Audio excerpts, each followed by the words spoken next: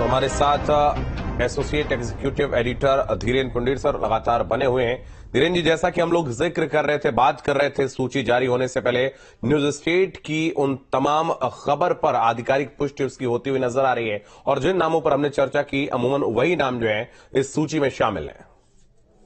देखिए, जैसे गोंडा पर सबकी निगाह थी, गोंडा में क्या होगा, तो गोंडा में उन्होंने बहुत ज्यादा चेंज नहीं किया, उनके बेटे को दे दिया कीर्तिवर्धन को, ये सब था। इसके अलावा बाकी तमाम चीजें तो ज्यादातर रिपीट उस तरह की है। टेनी के टिकट को लेकर हो रहा था कि उनको मिलेगा या नहीं, उनको भी वापस कर दिया। इसके अलावा हेमा मालिनी के टिकट को लेकर था कि क्या हेमा मालिनी रिपीट करेंगी, तो उनको भी दे दिया गया है। डॉक्टर महेश शर्मा वापस हैं, तो ऐसा कुछ नहीं लग रहा। जैसे मैं आपसे बातचीत भी कर रहा था कि मुजफ्फरनगर में कोई संभावना नहीं है कि संजीव बालियान को बदला जाए, तो वही हुआ है। तो इस तरह से बीजेपी ने रिपीट किया है। उत्तर प्रदेश में उनको कोई बहुत बड़ी चुनौती ऐसा लग रहा है कि उन्होंने नहीं माना है विपक्ष को, और लिहाजा कोई चीज बहुत उन्होंने इधर से उधर नहीं की है। आप देखेंगे ज्यादातर नाम को पूरा एज सच रिपीट कर दिया है, चाहे राजकुमार चाहर का नाम हो, चाहे राजेश वर्मा हो, चाहे साक्षी महाराज हो, स्मृति ईरानी हो, सुब्रत पाठक, देवेंद्र भोले, अनुराग, पुष्पेंद्र सिंह चंदेल, और जो ज्यादातर नाम है लल्लू सिंह,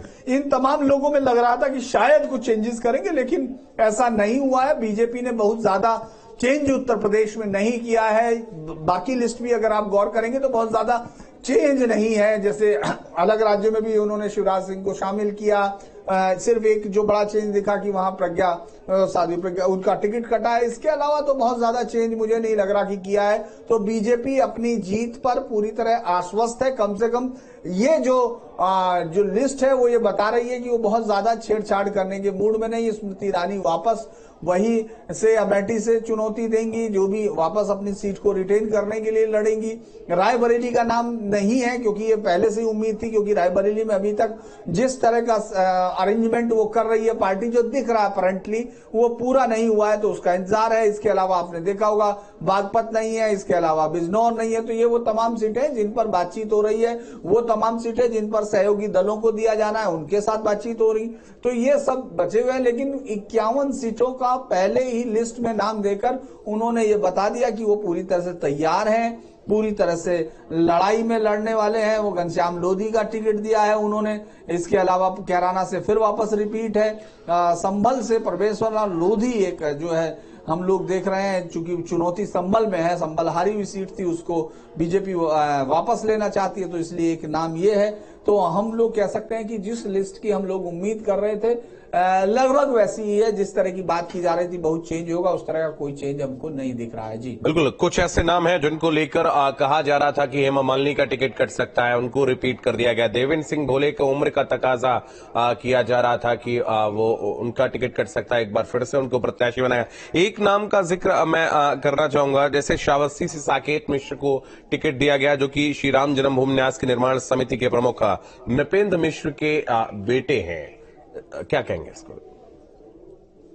आपका सवाल मुझसे है शुभम? जी जी जी धीरेन जी। देखिए, मैं बार बार कह रहा हूं कि वो पूरा का पूरा हिस्सा रखा है, और खास तौर से ये तमाम लोग जिनको हम देख रहे हैं ये रिपीट करते हुए, वहां जरूर श्री राम जन्मभूमि का उस पूरे हिस्से का, उस न्यास के साथ जुड़े हुए लोगों का, चूंकि जिस तरह की लहर इस वक्त राम लहर वो पार्टी चाहती है कि वो है और दिख रही है, लोगों को भी दिख रही है उस मंदिर के जो प्राण प्रतिष्ठा समारोह के बाद। तो ऐसी हर एक चीज को जो प्रतीकों में हो, वो सब चीजों को जरूर बीजेपी चाहेगी। लेकिन ज्यादातर आप देखेंगे कि जो पहले से साधे हुए जातीय समीकरणों के आधार पर ही जो टिकट पहले अनाउंस किए गए थे, जो लड़ रहे थे, जो जीते हुए थे, ज्यादातर बीजेपी के पास जीते हुए उम्मीदवार थे। क्योंकि जिस पार्टी के पास 64 से 66 सीटें हों, चाहे गठबंधन में मिला के हों, तो उसके पास बहुत ज्यादा चेंज करने की स्थिति में इस बार नहीं दिखी, क्योंकि उन्होंने कोई रिस्क नहीं लिया है। और ये पहली बात है कि वो चाहते भी हैं कि शायद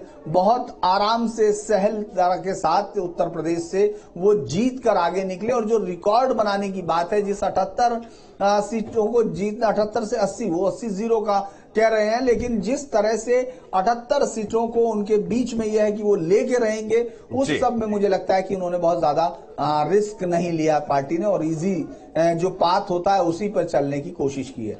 बिल्कुल एक बात मैं आपसे समझना चाहूंगा कि लंबा अनुभव है इलेक्शन को कवर करने का आपका, क्योंकि जिस तरीके से हम देखें रिस्क लेने की कोशिश बिल्कुल भी बीजेपी ने नहीं की है। और अमूमन ऐसा होता है कि जो विजयी प्रत्याशी होता है या जो मौजूदा सांसद होता है उसके प्रति एक एंटी इनकम्बेंसी भी कहीं ना कहीं देखने को मिलती है, लेकिन बीजेपी ने इसको बिल्कुल नजरअंदाज किया है। क्या वो अति उत्साहित हैं, अति आत्मविश्वास से लबरेज हैं प्रधानमंत्री नरेंद्र मोदी के चेहरे के तौर पर कि सिर्फ उनके चेहरे को लेकर ही चुनाव जीता जा सकता है? और बहुत सारी नीतियां जो उनकी हैं जो जमीनी स्तर पर फलीभूत होती हुई भी नजर आई थी, उनकी तमाम योजनाएं, किसानों को डायरेक्ट जोड़ने की बात कर ले किसान सम्मान निधि के तौर पर, या फिर बहुत सारी ऐसी योजनाएं।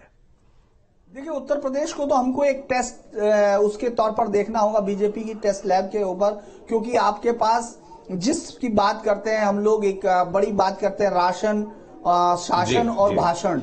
ये एक बीजेपी का जो एक लड़ाई का एक तरीका है वो आपको यहाँ पूरे उत्तर प्रदेश में दिखाई देगा।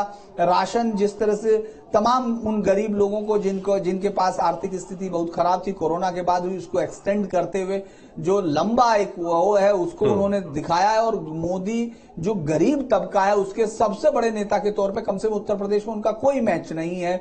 आप यहां देखेंगे उनको लोग इसी तरह से देखते हैं। और योगी शासन के प्रतीक बन चुके हैं तमाम राज्यों में। आप देखेंगे बुलडोजर मॉडल की चर्चा दुनिया के अलग अलग जगह पर होती है, तो शासन के तौर पर है। और भाषण उनके देने के लिए उनके पास अपने लोग हैं, वो चाहे योगी आदित्यनाथ का भाषण हो जिनको बाकी तमाम जगह पसंद किया जाता है, प्रधानमंत्री मोदी आते हैं तो उनको सुनते हैं, और ऐसे कई सारे लोग हैं। तो मुझे लगता है कि उन्होंने एक सेफ रास्ता चुना है, क्योंकि मोदी की जो गारंटी है उसी के सहारे वो आगे बढ़ रही है। और इनमें से ज्यादातर मैं कुछ उम्मीदवारों के बारे में तो कह सकता हूं कि उनका बहुत ज्यादा कनेक्ट नहीं है। मैं ये बात बिल्कुल उसके साथ कह सकता हूं, बहुत ज्यादा कनेक्ट नहीं है, क्योंकि मुझे नहीं लगता कि हेमा मालिनी बिल्कुल जिस तरह का मथुरा का टेम्परामेंट है, मथुरा जिस तरह की सीट है, ग्रामीण इलाकों की पूरी सीट मानी जाती है, वहां बहुत ज्यादा उनका इंपैक्ट उस तरह से है या उनका 1-to-1 कांटेक्ट है, मुझे ऐसा नहीं लगता है कम से कम। लेकिन प्रधानमंत्री मोदी और उस इलाके में सरकार के किए गए काम जो काम है, जिस कॉरिडोर की बात है वो बड़ा कॉरिडोर है, बड़ा इन्वेस्टमेंट है, बड़ी चीजें हैं। दिल्ली से जाने वाले रास्ते आप देख रहे होंगे पिछले 5 से 10 सालों में जिस तरह बदलाव आया है उसके आधार पर गई है। तो पार्टी ने बहुत सेफ पेसेस चुना है और प्रधानमंत्री मोदी और योगी के मॉडल पर पूरी ताकत लगा दी है। बिल्कुल, प्रधानमंत्री नरेंद्र मोदी और उत्तर प्रदेश के मुख्यमंत्री योगी आदित्यनाथ की जो इमेज है उसको कहीं ना कहीं बुनाने की कोशिश लगातार की जा रही है बीजेपी के द्वारा। और ये देखिए तस्वीरें देखिए, जश्न का माहौल है। जिन प्रत्याशियों के नाम की घोषणा हो गई उनके समर्थक जो है वो कहीं ना कहीं खुश नजर आ रहे हैं। और प्रधानमंत्री नरेंद्र मोदी की बात करें तो वो वाराणसी से तीसरी बार चुनाव लड़ते हुए नजर आएंगे। एक बार फिर से आपको उन तमाम प्रत्याशियों का अगर हम नाम बताएं तो ये वो सूची है जो न्यूज स्ट्रीट आपको दिखा रहा है एक के बाद एक। और बीजेपी के तमाम लोकसभा प्रत्याशियों की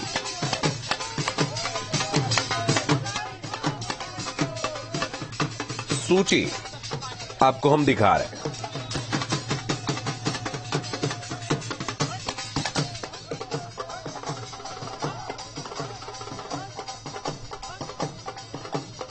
तो देखिए ढोल नगाड़ों की छाप पर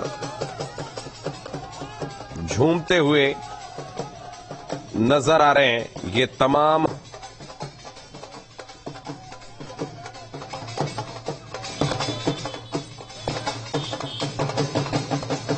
कार्यकर्ता हैं, वो खुश हैं, बेहद उत्साहित हैं।